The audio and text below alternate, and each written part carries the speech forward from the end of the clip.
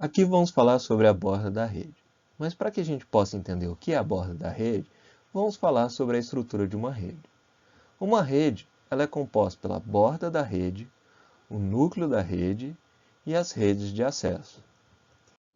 A borda da rede é composta pelos hospedeiros, ou os hosts, né, e as aplicações que estão nele.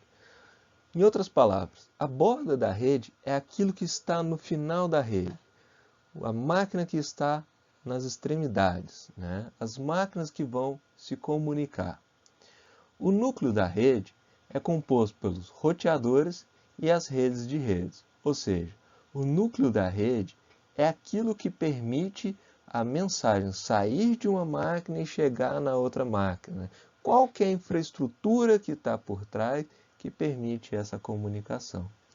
E por fim nós temos as redes de acesso. As redes de acesso nada mais são do que os enlaces que permitem as conexões entre cada dispositivo da rede.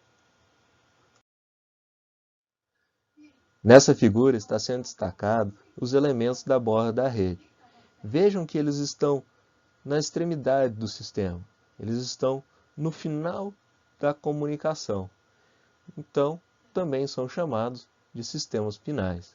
Sistemas finais são elementos, softwares, hardwares que hospedam programas de aplicações que se comunicam numa rede.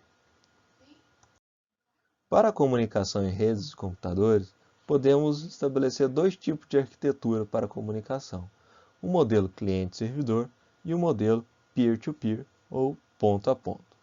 No modelo cliente-servidor, nós temos uma máquina que está pronta, disponível para entregar um serviço, atender uma solicitação de outra máquina. A essa máquina damos o nome de servidor.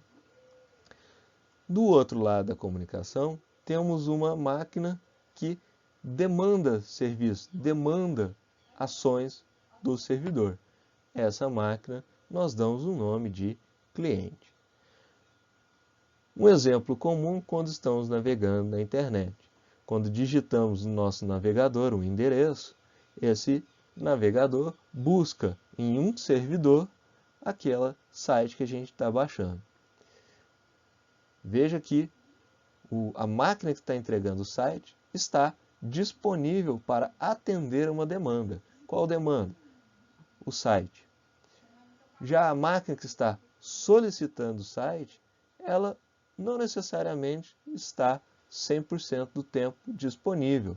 Na verdade, ela nem precisa estar, uma vez que ela faz sobre demanda. Agora eu quero o site, então agora eu vou buscar o site. No outro tipo de arquitetura, temos o modelo ponto a ponto ou peer-to-peer. A diferença desse com o anterior é que você não consegue distinguir qual máquina é o cliente, qual máquina é o servidor, pois a mesma máquina pode estar trabalhando como cliente e servidor.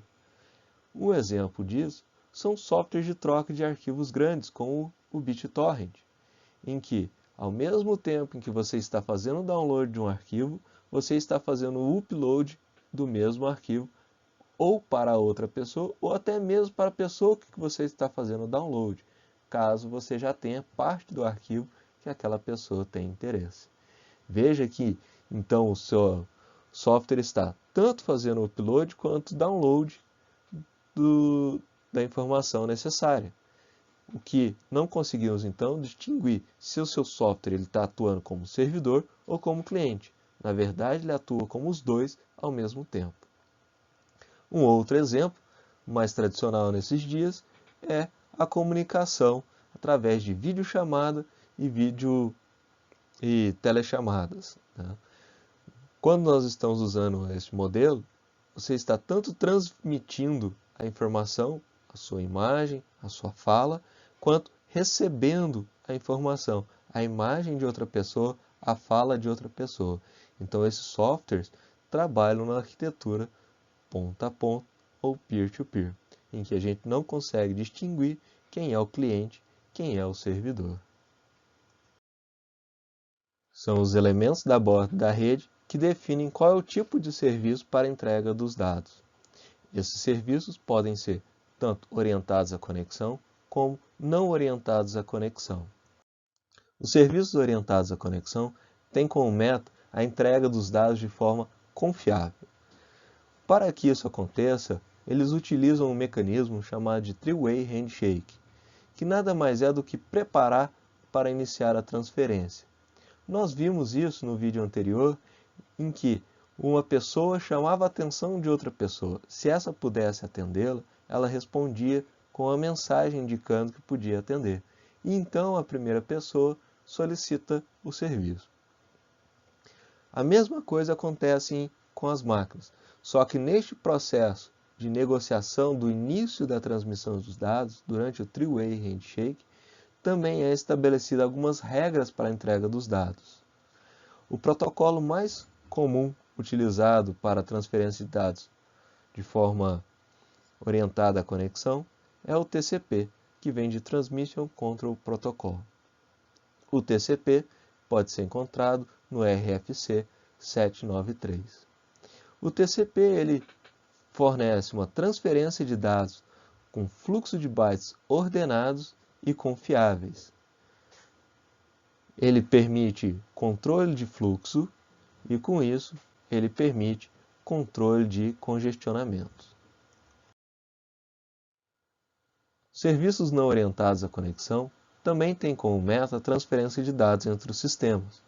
Só que agora vamos deixar de analisar alguns detalhes para que essa entrega seja feita. O protocolo mais comum é o UDP, que vem de User Datagram Protocol. Vocês encontram ele no RFC 768. Ele é um serviço não orientado à conexão muito utilizado na internet. Uma das características dele é a não existência do Three-Way Handshake, ou seja, a conexão inicia-se mais rápida, uma vez que não há necessidade daquela negociação de como será feita a transmissão de dados. Ele tem uma transferência de dados não confiáveis. O que é isso?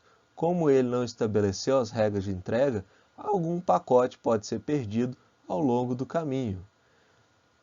Ele não tem o controle de fluxo, ou seja, ele começa a transmitir os dados e, dependendo da grande quantidade de dados a transmitir, ele pode sobrecarregar o destino final dos dados.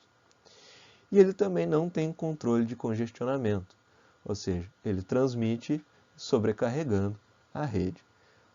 O serviço mais comum que usa o UDP é o de DNS. DNS vem de Domain Name Service. Nós humanos conseguimos lembrar facilmente um nome. Por exemplo, se eu falar Google, todos vocês vão lembrar. Mas se eu disser o IP do Google, amanhã vocês já não vão lembrar, pois é um número muito grande e números não fazem muito sentido assim para a gente. Para as máquinas, os números fazem sentido, os nomes não fazem. Então, o DNS é um serviço que substitui o nome pelo número de IP.